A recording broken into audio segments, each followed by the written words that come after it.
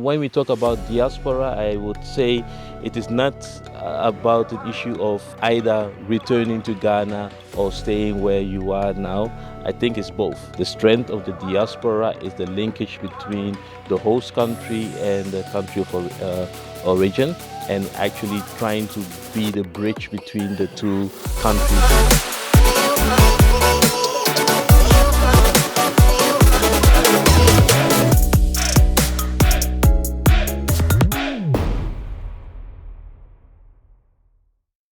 Hello, everyone, and welcome back to the Diaspora's Guide podcast. This is a podcast where we seek to inform, educate, and inspire you when it comes to investing in Ghana. Today, we'll be diving into an interesting story of entrepreneurship, resilience, and opportunity. Today's guest is a special one. She's a powerhouse, if you ask me. She is a diasporan, she's a mother, she's an entrepreneur, she's a marketing and branding expert, and a whole lot more. But more than anything, we look forward to having an honest conversation with her, and I believe that it will inspire you, so make sure you keep watching. So, I would like to welcome you, Fatima Alimohamed. I'm very happy to have you on today's podcast, so welcome. Thank you for having me. I'm really looking forward to this.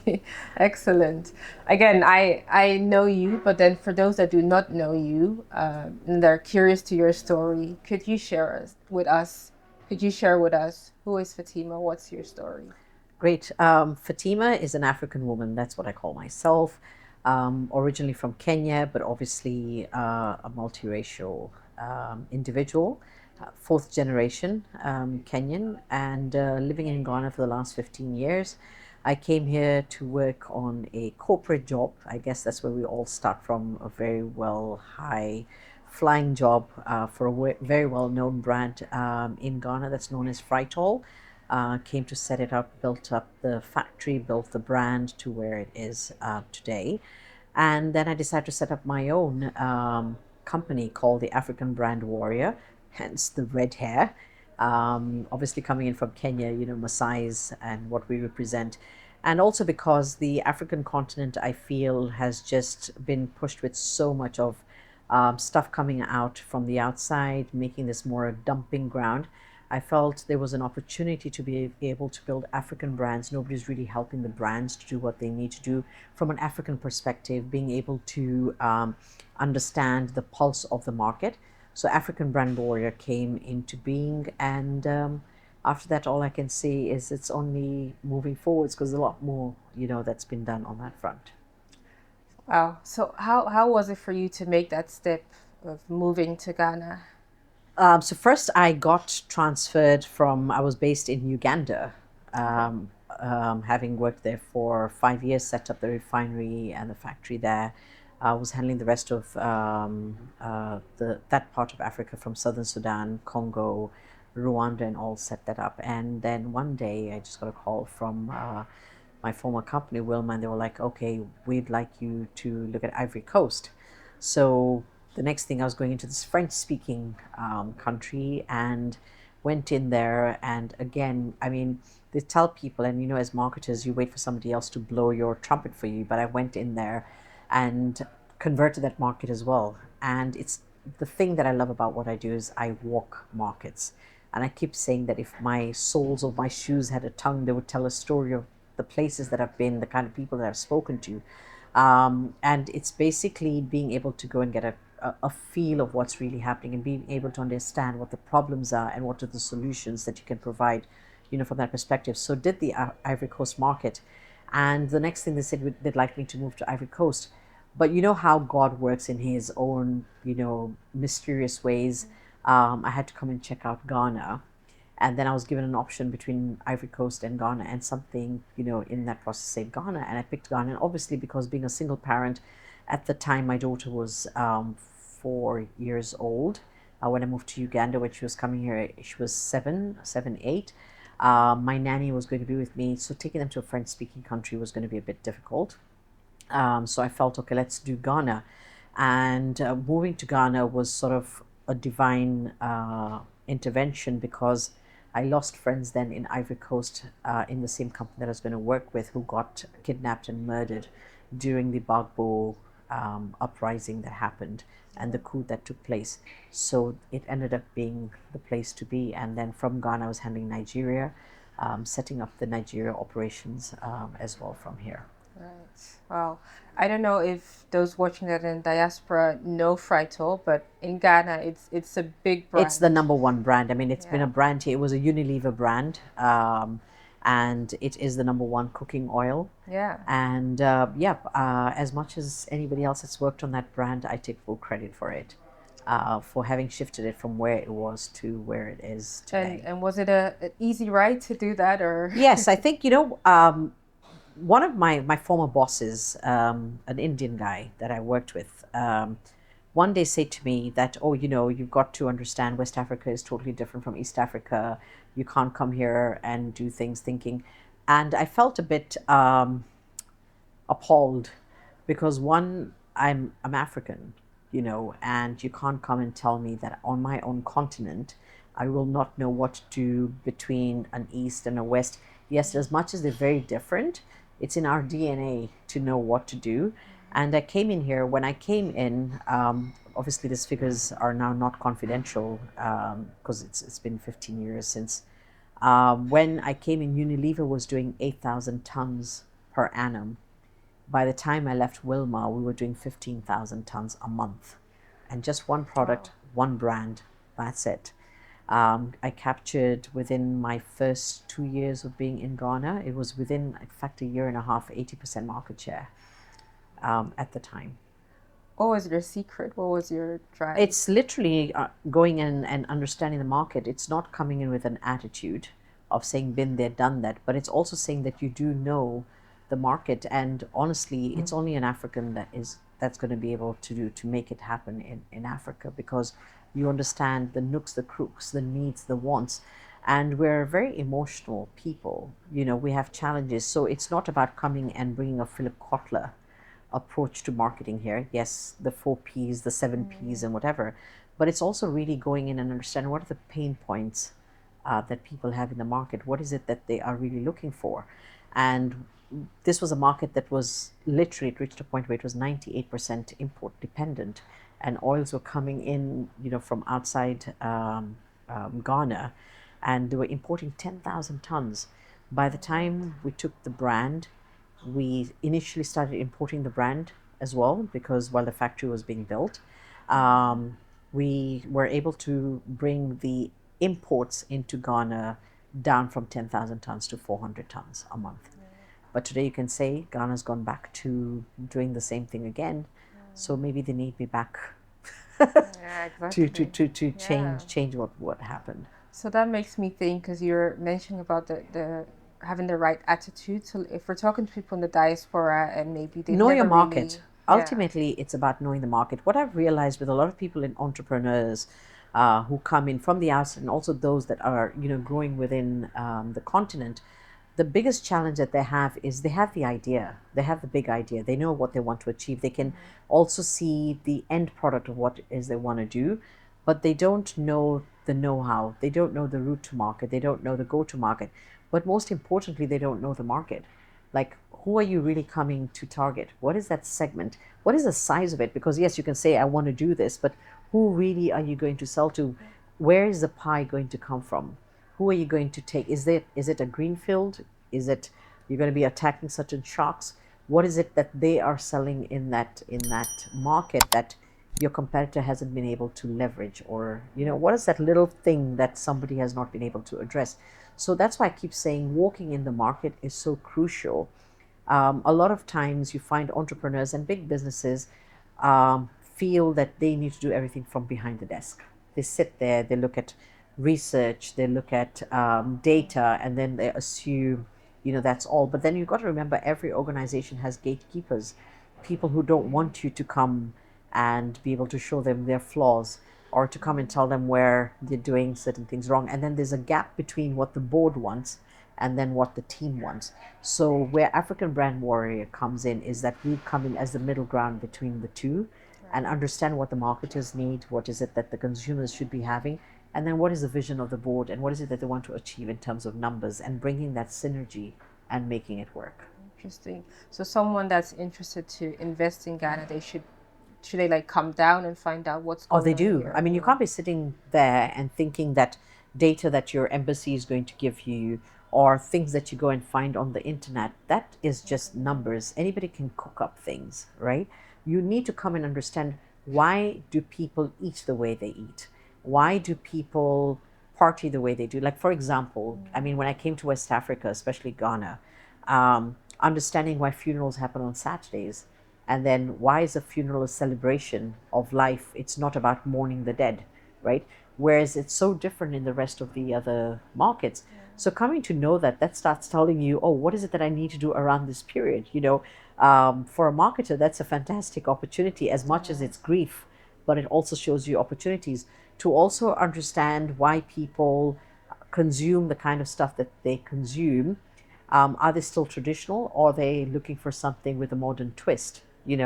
So understanding those little nuances are very, very important. So somebody coming in also in the agri sector, everybody just thinks, oh, I'm going to go and I'm going to take a farm and I'm going to grow XYZ. Yeah. Do you understand what the climate is like in Ghana? I come from East Africa. We grow everything. We don't import our stuff. Whereas when you come to Ghana, we import even our onions, we import our tomatoes. So until you don't come and understand that market, you will not understand what are the challenges, that farmers are having. What is the cost of production? Is the infrastructure in terms of road right? Where are you going to go and grow it? Because unlike, again, I keep comparing to East Africa, especially in Ghana, and the same thing also in Nigeria, different regions can only grow certain kind of products. So you can't just come in and decide, oh, I think I'm going to go and do pepe and whatever. Then you need to understand the belt for it, is in a different area. It's not like something that you're going to grow commercially in another space. So someone that's watching you, that's like, okay, that makes a lot of sense. They want to start. Where do they start? So, I mean, for you, especially, I mean, considering that this is for the Diaspora Desk, I mean, you definitely will be the right person for them to come to, and say, hey, listen, we're looking at coming in. This is the idea we have. The role, obviously, for the desk would be, which I believe is what you guys are already doing, is saying, okay, let us put you in touch with the right channels, whether it's the Investment Promotion Council, whether it's the Association of Ghana Industries, whether it's the Ghana Chambers of Agribusiness, for somebody coming in the agri side. If it's somebody coming in on manufacturing, it's also going in and saying, hey, listen, can somebody help us to understand what is the import data? What kind of products are currently being imported that is similar to what it is that I want to come and do. Based on import, what is it that is locally also being produced? So that adds up the total. Then you look at the market size, and then you say, what is the consumption pattern, of that? What is it that they're able to consume? Because are you just going to come and add value, or are you going to be coming into a saturated market? And then to sit again and speak to the Diaspora Desk and say, what is it that I could do that is different, that will actually break away from the clutter, that I could be coming and doing differently, that adds value. So one of the things that I'm a firm believer in is that data needs to be converted from data to information to intelligence. And this is something that I learned, at one of my former companies and bosses, because intelligence is what then gives you that opening eye, the third eye, to say, oh, wait a second, otherwise you'd just be sitting with data, Right. but you don't know what to do with it. Exactly. Interesting. So for the diaspora coming into the country, I think first they need to understand, what is the skill set that they have? What is the talent that they have? What do they know about that market they're going into? Because sometimes, we also have this, forgive me, mindset that we think that because we're coming in from the first world, we know it all. And we're going to come in and we have the solutions for poverty and for the Africans and all. But that's not what you're supposed to be coming in here with, a mindset of entrepreneurship. You're here to make money. But while you're here to make money, you also have to make sure that you lift the people in the community, that you're coming to work with. So how are you going to create jobs? What is it that you're going to come and do that is different for them in terms of their lifestyle, their health? How are you going to be able to make sure that tradition also continues to remain as an integral part of it? So while you're coming to do that, obviously, if anyone's coming in here, especially for those that are coming from the Netherlands or coming into Ghana, the first stop obviously is at your Diaspora Desk. you will connect them to the right people. What is important for them to know is also data. What is being imported into the country that is similar to what they want to do, what is currently being produced in the country of what they want to do, or is there a gap? Because obviously they have to do a gap analysis and say, hey, we have an idea, but guess what? Nobody's doing it in Ghana. Or wait, somebody's doing that, it's saturated, but what we're going to do is something uniquely different from the rest, and that's what we are bringing in as an edge. But then you have to come here and be able to see that what you intend to do, is it something that people are willing to easily accept, right? And a lot of times you find resistance, but I feel there's always beauty in resistance, because that's what happens when people don't know. And then more importantly is something that you've got to do where data needs to be converted to information. What is the information that this data is giving you? And then from that, what is the intelligence that you can pick from this information that has been provided to you to be able to say, okay, I see an opportunity. This is where we feel there is a potential. So it's a strategy. You don't come in here with a blank canvas. You have to put something on it, but you also need to come with an open mind to be able to say that the chances are that what you think you know, you don't know. Yeah, I think that's very key. That's something I learned when I used to come to Ghana. I saw a lot of, oh, we should change this and this should be done differently. But then when I came and being open-minded, I was like, okay, there's a reason things are done a certain way, and maybe this is how we can make it even better. What would you say for a diasporan is their competitive advantage, or what's something that they can use? I think the beauty about, I'm a hardcore African, so every time that I speak about the continent, as much as we have a lot of issues, our issues are always leadership, more than anything else, because that's what affects everything else, whether it's infrastructure or whatever else. But the beauty about coming in from what we call the first world is that you're coming to a place that has everything from resource to labor to sunlight, to fruits and vegetables that you get 365 days of a year. But what you're bringing in is the advancement that the first world has, whether it's from a technology perspective, whether it's from an infrastructure perspective. The first world has what you call the ease to do business, which we don't have on the continent, because we try and make it very difficult for you in everything, whether it's to get the documentation, the license, the permit, the kickbacks, the everything. It's the honest truth about whether it's here or anywhere else on the continent. So there's certain things that the first world has that you can come in and say, how can I shorten the gap of what needs to be done in terms of the doing business with ease? And also because you've already been exposed to it. So I keep saying it's called the KISS syndrome. Keep it simple and stupid, right? Come in and what is it that already works and you think can work, but not coming in with the mindset again of, I'm not going to call it an Obruni mindset, but because it's worked there, it's going to work here. The chances are it will work, but it's got to work in an acceptable manner that does not disrupt the traditional approach that we have. Thank you. So I want to talk about personal branding. How important is that? That's so important. I tell people, oh my God, I do workshops on this all the time.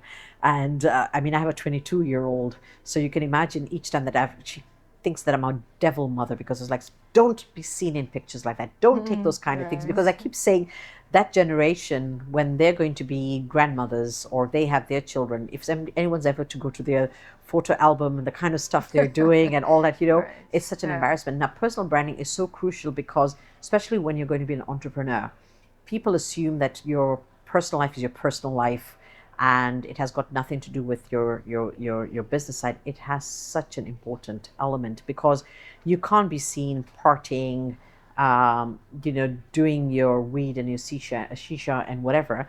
And then all of a sudden you're coming with a brand that is going to be appealing to the youth that you want them to support or buy into, but you have an image that doesn't correlate with the ethos of the people that you're going to be trying to push to. So it's very, very important that you walk the talk. Now, I keep telling people that the different channels also you have for media have a different kind of audience. So what you do on LinkedIn is not necessarily what you're going to do on Instagram, right? And what you do on Insta is not necessarily what you're going to go and do on Facebook. So for example, my Facebook is very personal. I come in and say whatever I want to do there, but I'm very consistent with the language that I use. If it's I'm speaking with integrity. I speak. If I'm going to be bold, I'm bold, but I'm bold on all three platforms. But when I'm on LinkedIn, it's a totally different mindset, because there I know the kind of audience that I have. So I'll discuss data, I'll discuss number, I'll discuss things that if you were to challenge me, I'm able to take you to task. But you come on my Instagram, it's more about fun, because it's a different kind of approach. So personal branding means that you have to be consistent right through, from the way you look, your tonality, the way you speak, the kind of voice. So if you're going to be an advocate for Africa, then you have to be an advocate for Africa all across. You can't be switching and saying the kind of things that you would love to say, because it's not consistent. And it also must tie in then with what you are intending to do with as a business. That mindset has to carry across as well. Thank you. And if we talk about network, the importance of a network, because if I look at you, you're a well-connected person. You have a great network. Is that something that you just always have had, or? Yeah, this is something I think I took from my mother, because my mother used to be in government. And I was just telling my sister 2 days ago, I've just realized I've become like my mother. I always say your network is your net worth. Your network isn't your net worth. It's not the amount that you have in the bank. It's who you know. And we have to understand the 6 degrees of separation. It's so crucial. 6 degrees separation means there are chances that there's somebody that I know who knows somebody that is going to come and help you in what it is you want. So the world is all about that 6 degree.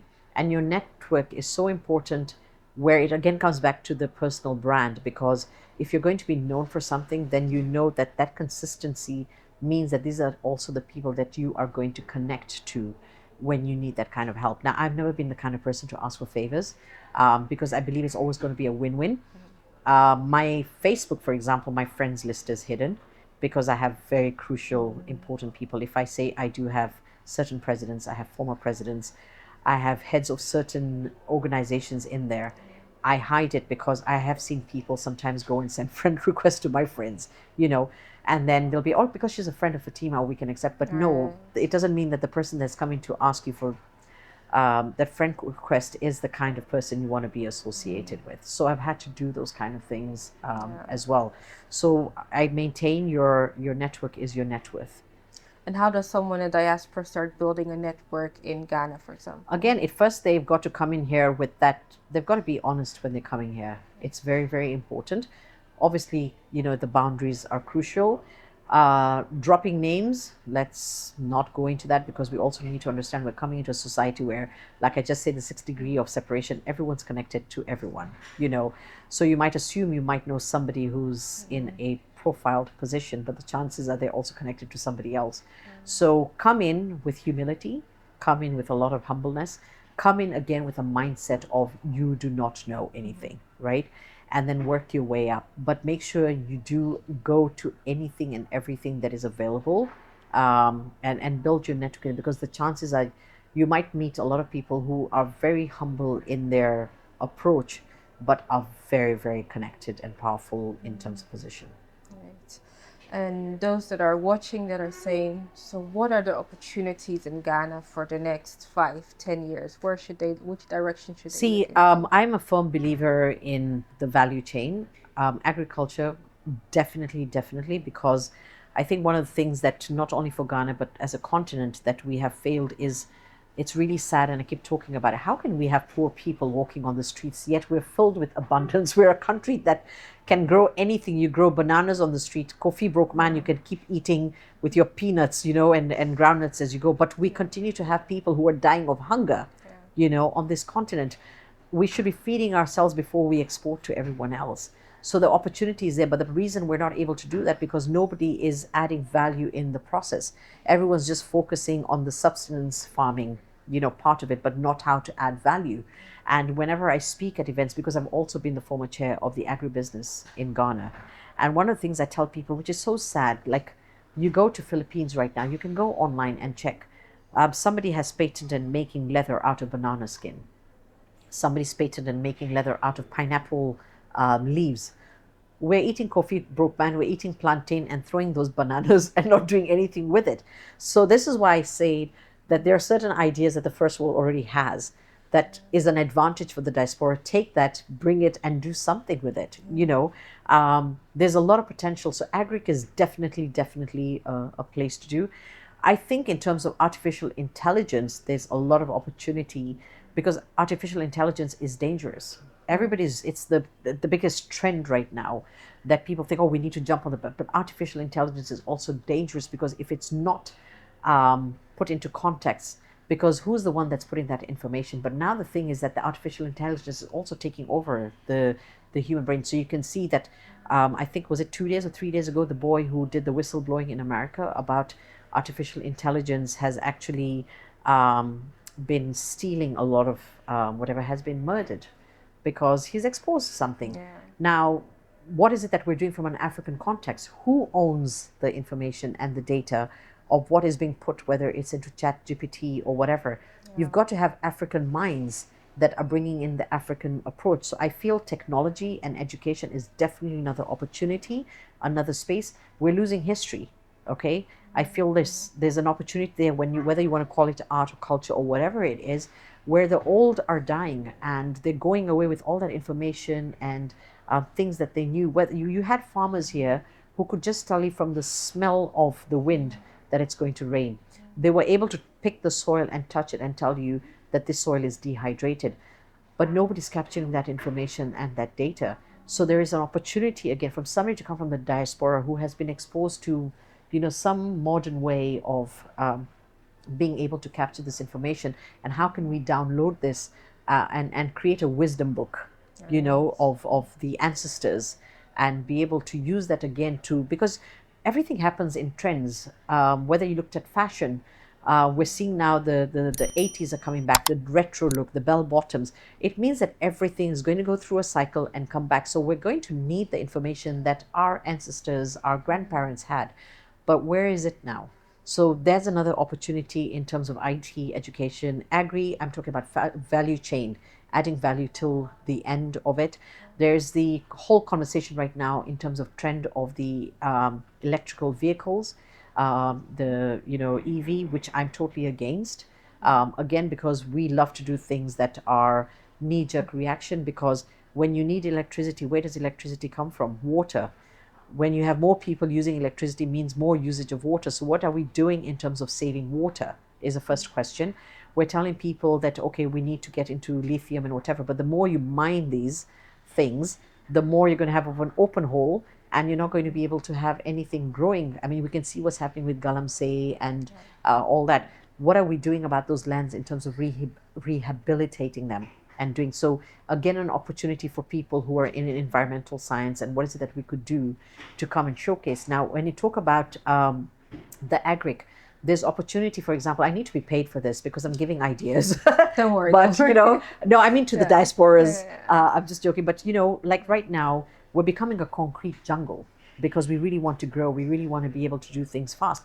But there's an opportunity to be able to do farming on rooftops, landscapes, being able to, and I mean, Holland has been doing such fantastic, it's such a beautiful place to be able to get ideas that you can run with, being able to put pots that grow along buildings and you're able to, so like I said, you can steal ideas shamelessly and, bring them and work with it. So I'm going to throw a word out there and tell us about it. Some people in the diaspora may or may not know about it. After.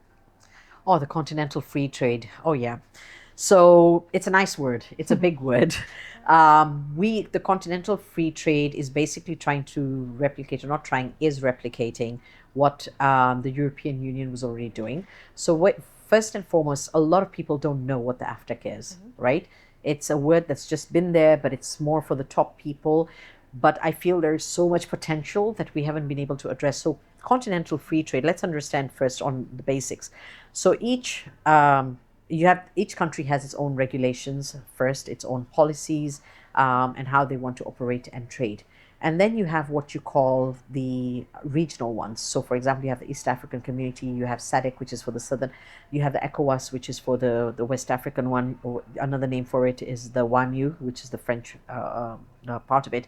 And then now what is coming in is the regional being made into a continental. So all the regional standards, agreements, policies are being put together to make one common one so that Africa can trade within one another. Now, there are a lot of learnings. As much as we can say we can bring in the good things from outside, we should also look at the failures of what's happened. So, for example, with Brexit, happening, one country deciding, but they've messed up because today they're crying as well. But also, it's a good thing in some ways. I know definitely there'll be a Frexit, at some point where France is also going to say we don't want to be a part of this, because you can already see them doing certain things because Africa has woken up. I mean, Africa contributes $500 billion per annum to France because of the colonial tax agreement. So if Africa decided to stop selling to France whatever they're doing, then France would be bankrupt, right? And you can see with what's happening now with Burkina Faso, Mali, and Niger, having pulled out, Burkina Faso has created its own bank now. Burkina Faso, I think 4 days or 5 days ago, has stopped exports of gold. So they're going to dictate, which is why Ghana is also doing something similar to say Ghana and Ivory Coast produce 60% of the cocoa for the world, but they are not the ones who decide the price that it should be sold at. So they're now slowly saying that we can do this and dictate. So the continental free trade means there's a lot of learnings they should be able to take from what's happened with Brexit and the European Union and start hitting the ground running. The problem is, again, African leadership, because we're always scared who's going to make the first mover move on this. It's been going on for years already. Different countries were refusing to ratify, but there's so much potential for SMEs in this. Why? Because the continental free trade is actually for the big boys, the big companies who do exportation, because you've got to have an export license, you've got to have the permits, you should be able to produce based on what is required in that particular country. Why do I say it is an opportunity for SMEs? Because at the end of the day, let's say you get a contract that is coming in from, let's say, Kenya, and Kenya says, Ghana, we want you to start producing for us, 10,000 pairs per day of shoes. Do we have that capability right now? No. But you might have a factory that's already doing shoes. So what they would do is go and approach various SMEs and get everyone to start producing 500, 500, 500. You've created an economy, of different shoe producers who supply to the big boys. The big boys pays them, and then this company goes and does the export. So it's a win-win in the whole value chain. The same thing would happen in the agri, the same way it would happen in terms of technology. The problem is that the grassroots do not know about this. They do not know the potential the continental free trade has. And again, to be honest, we were already doing the free trade because we were already crossing borders. We've just created a name for it and given it the potential. Now, what the continental free trade also means is that there is a list of items that each country has already been given an approval of what can they protect for themselves. Obviously, because you don't want another country to come in and do that. But also based on that, there are those that they're going to allow to go in. It's obviously going to be starting at a certain percentage with the intent in 5 years of it becoming zero duty, which means you can export to any one of these countries at zero duty, for certain items. Have we started preparing ourselves for that? No. So the potential is there, that we can be able to start getting cottage industries, SMEs, and especially for the people coming in from diaspora to come in and say, don't think Ghana alone, start thinking Pan-African. What is it that you could do that can be able to go into all these markets, whether Ghana is the base, for it or not? Yeah, I mean, I think it's very interesting for people to look into that. And again, a lot of people do not know what the opportunities are. But I think it's an exciting time, even for people in the diaspora, to start looking at, No, definitely. I mean, there's a whole Africanization taking place, and we may not realize it because it's in our face every day. But if you think about it today, even the people in the diaspora, even the ones that want to identify themselves as African, because their ancestors came from here, are now dressing African. It's all about Afro beats in terms of music. They want to be seen eating fufu or gari, or they want to have fights about which is the best jollof. You come to Ghana itself today, people want to be known by their African name, their Ghanaian name. I want to be called Akwa, Afua, Kwame. All those names that you saw people carrying as their anglicized names are now taking a backseat. And that's happening also when you come to Kenya. People want to be known as Njeri, Wairimu. It's no longer, Rebecca or Becca, Our dress code is becoming more African. We want to be able to be wearing braids. We want to be seen having locks, and sister locks and whatever. the people that are coming in back from diaspora with this whole thing that you saw Ghana asking the diasporans to come in is because they want to come back to their roots. So there's no other time better than now. And also with all this thing that's happening globally about immigrants, ultimately you need to have a place that you're going to call home. Thank you so much. I'm going to ask the final question. What is something a lot of people do not know or overlook when it comes to investing in Ghana or doing business in Ghana? I think first there's a fear. I mean, there's always the fear of the unknown, but I guess fear it's in everything, even like a little child trying to walk, the fear of I'm going to fall. But then what happens is it's the parents that make it difficult. Don't that you're going to fall, or don't take that it's going. So Yeah. I think the fear is basically that you're going to Africa. It's a dark continent, but darkness is the only reason why light will exist, because if there was no darkness, light would not work, right? So there's this fear that things don't work, things are going to be hard. Yes, it is, but it doesn't mean it's any different out there. And I think you just, as long as you know, you come in with knowledge of what it is you want to do, and you're going to come in with the intent of knowing that it's going to be hard at the start, then nothing's going to stop you. But you need to know what you're coming to do. You need to know this market. I think a lot of people make a lot of assumptions about Ghana. First, from it's easy to do things. You're coming in from the diaspora. You better know you're going to be paying rent through your nose. You need to know need to stop comparing euros and dollars to what it can buy you here. We need to also understand that if you're going to start, you've got to start from the bottom. Don't come in here with the mindset, oh, because I've come from out and I know and I'm going to do it. No, you've got to humble yourself, right? Humble yourself. And also, I think people just think Ghana is a party place. There's that assumption that it's a place that you come and you're going to party and it's all nighters. No. People work hard here. I usually tell people Ghana in December is not necessarily Ghana in the rest Absolutely. of the year. Yeah. But even December it isn't, because I mean, when we saw the first team of diasporans coming from America, I felt like it was so insulting for them to take pictures and say, oh my God, they've got a Pizza Hut. Did you know they've got a KFC? I mean, is that what you came here for? And yes, your $1 now at 17 Ghana cedis or whatever can buy you a lot. But that's not what the reality is. I mean, go to the markets. I mean, there's all this thing. The reason I've been here 15 years is Ghana is so safe. Now, there's this assumption it isn't, because everybody just assumes Africa's the same. Oh my God, people are going to rob you and people are going to do this. I mean, you walk around here with your gold chain, you walk around with your handbag. I've never, touch wood, to date, had a situation where somebody's come and nabbed me and tried to rob me, So again, that perception of what Africa really has been created about is what they will also label Ghana to be. Then there's also this assumption that, all Ghanaians, because they all come in from America or have studied out, and, the Londons and whatever, so it's a very posh whatever. I need to tell them that probably accounts to only 3 or 5% of the people who have their own crowd, their own, the masses is where everything is. You want to do business, you're going to do it with the masses. You're going to do it from the bottom of the pyramid all the way to the middle class. We have a huge growing segment of that on this ground that we need to be able to do things with. Thank you so much. That was a whole lot of information that you shared. Can't believe you gave it all out for free, but I think it's excellent, and I think people in the diaspora should know and hear some of these things so that they come in with realistic expectations, of what it's like to. But can I just add one thing? Yeah, of course. Which also I would like the diaspora to do, and that's why you keep seeing me using this word humble. Don't come with a sense of entitlement. Just because you think you are African or your ancestors were African, that it gives you the right to do or get away with certain things, or come in with that also entitlement that just because I'm from the diaspora and I carry a certain passport, I am different from you. You're going to have to make up your mind when you come here.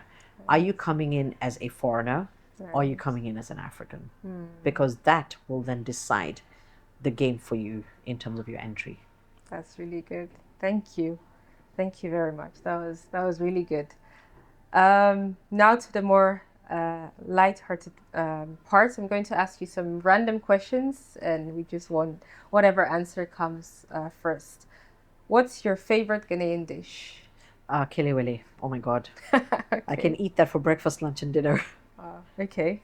What's your favorite spot to relax in Ghana? None, actually. I haven't found that's another opportunity for a diaspora to come and create a sports facility. I love playing hockey, but I haven't got into that here. Okay. If you could eat only one Ghanaian soup for the rest of your life? Groundnut soup, but chicken. Okay. Specific. Do you have any favorite Ghanaian proverb?